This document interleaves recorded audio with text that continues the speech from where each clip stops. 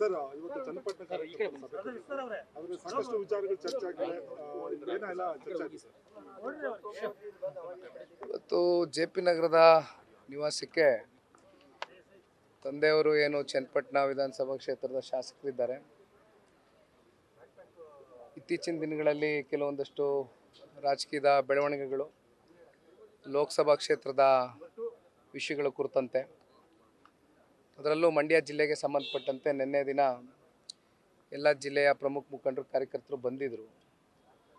ನಿಮಗೆಲ್ಲ ಗೊತ್ತಿದ್ದಾಗೆ ತಂದೆಯವ್ರ ಮೇಲೆ ಚುನಾವಣೆ ನಿಲ್ಲಬೇಕು ಅಂತಕ್ಕಂಥ ಒಂದು ಒತ್ತಡ ಇರತಕ್ಕಂಥ ಹಿನ್ನೆಲೆಯಲ್ಲಿ ಇವತ್ತು ಚನ್ನಪಟ್ಟಣ ತಾಲೂಕಿನ ಎಲ್ಲ ನಮ್ಮ ಮುಖಂಡರುಗಳು ಕಾರ್ಯಕರ್ತರು ಮನೆಯಲ್ಲಿ ಸೇರಿದರು. ಅವರ ಮನಸ್ಸಿನಲ್ಲಿರ್ತಕ್ಕಂಥ ಕೆಲವೊಂದಷ್ಟು ಭಾವನೆಗಳನ್ನ ವ್ಯಕ್ತಪಡಿಸಿದ್ದಾರೆ. ತಂದೆಯವರು ಕೂಡ ಅವ್ರಿಗೆ ಏನು ಹೇಳಬೇಕು ಅಂತಕ್ಕಂಥದ್ದು ಈಗಾಗಲೇ ಭಾಳ ಸ್ಪಷ್ಟವಾಗಿ ತಿಳಿಸಿದ್ದಾರೆ. ಹಾಗಾಗಿ ಒಂದು ಸ್ವಲ್ಪ ಸಮಯ ಕೊಡಿ ನಮಗೆ. ಕಳೆದ 15-16 ವರ್ಷದಿಂದನೂ ನಿರಂತರವಾಗಿ ಏನು 18ರಲ್ಲಿ ರಾಮನಗರ ಚನ್ನಪಟ್ಟಣದಲ್ಲಿ 2 ಕಡೆ ಸ್ಪರ್ಧೆ ಮಾಡ್ತಾರೆ ತಂದೆಯವರು. ಅದಕ್ಕಿಂತ ಮುಂಚಿತವಾಗಿ ಒಂದು 15 ವರ್ಷದಿಂದ ನಿರಂತರವಾಗಿ ಸಾಕಷ್ಟು ನೋವುಗಳನ್ನ ನಮ್ಮ ಚನ್ನಪಟ್ಟಣ ಕ್ಷೇತ್ರದ ಕಾರ್ಯಕರ್ತರು ಅನುಭವಿಸಿರ್ತಕ್ಕಂಥದ್ದು.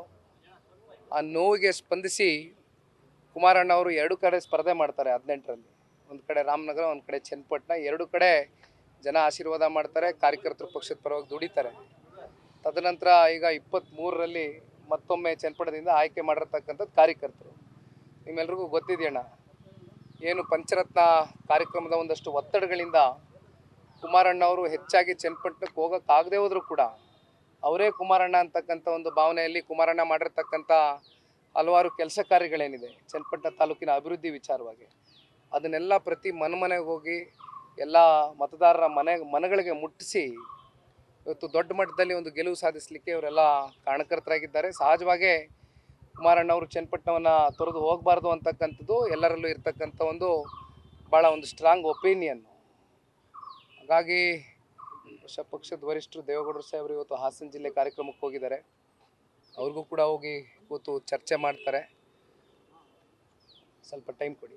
ತಮಗೆ ಮಂಡ್ಯದಲ್ಲಿ ಸ್ಪರ್ಧೆ ಮಾಡಿ ಅಂತ ಚನ್ನಪಟ್ಟಣ ಕಾರ್ಯಕರ್ತರು ಕೂಡ ಹೇಳಿರುವಂಥದ್ದು. ಆದರೆ ಕುಮಾರಣ್ಣ ಅವರು ಬಹುತೇಕ ಮಂಡ್ಯದಲ್ಲೇ ಸ್ಪರ್ಧೆ ಮಾಡ್ತಾರೆ ಅಂತ ಹೇಳಿ ಚರ್ಚೆ ಆಗಿರೋದು. ಕೂತು ಚರ್ಚೆ ಮಾಡೋಣ. Thank you. ಈಗ ಬಿಜೆಪಿಯವರು ಅವ್ರ ಭಾಗನ 25 ಘೋಷಣೆ ಮಾಡಾಯ್ತು. ಕುತೂಹಲ ಇರೋದು ಬಾಕಿ ಇರೋದು ನಿಮ್ದೇನೆ. ಇವತ್ತು ಆಗ್ಬೋದಾ, ನಾಳೆ ಆಗ್ಬೋದಾ? ಒಂದು ಸಣ್ಣ ಕ್ಲಾರಿಟಿ ಸರ್, ನಾಳೆ ಕೋರ್ ಕಮಿಟಿ ಸದಸ್ಯರ ಮೀಟಿಂಗ್ ಕರೆದಿದ್ದೀವಿ ಇಲ್ಲೇ ಮನೆಯಲ್ಲಿ ಬೆಳಿಗ್ಗೆ.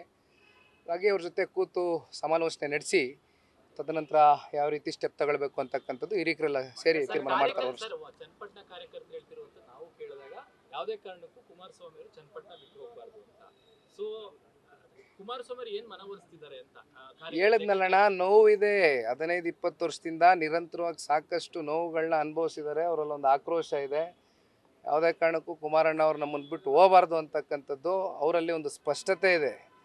ಹಾಗಾಗಿ ಇವತ್ತು ನಾನು ಇದ್ರ ಬಗ್ಗೆ ಮಾತನಾಡ್ತಕ್ಕಂಥದ್ದು ಏನಿಲ್ಲ. ನಾನು ಒಂದಷ್ಟು ವಿಷಯಗಳನ್ನ ತಿಳಿಸಿದ್ದೀನಿ ಸಭೆಯಲ್ಲಿ. ಅದು ಪಕ್ಷದ ಚೌಕಟ್ಟಿನಲ್ಲಿ ಮಾತಾಗಿರ್ತಕ್ಕಂಥದ್ದು. ಅದನ್ನು ಬಹಿರಂಗವಾಗಿ ಮಾತನಾಡ್ತಕ್ಕಂಥದ್ದು ತಪ್ಪಾಗುತ್ತೆ. ಇಲ್ಲಣ್ಣ, ಅದೆಲ್ಲ ಏನಿಲ್ಲ. Thank you.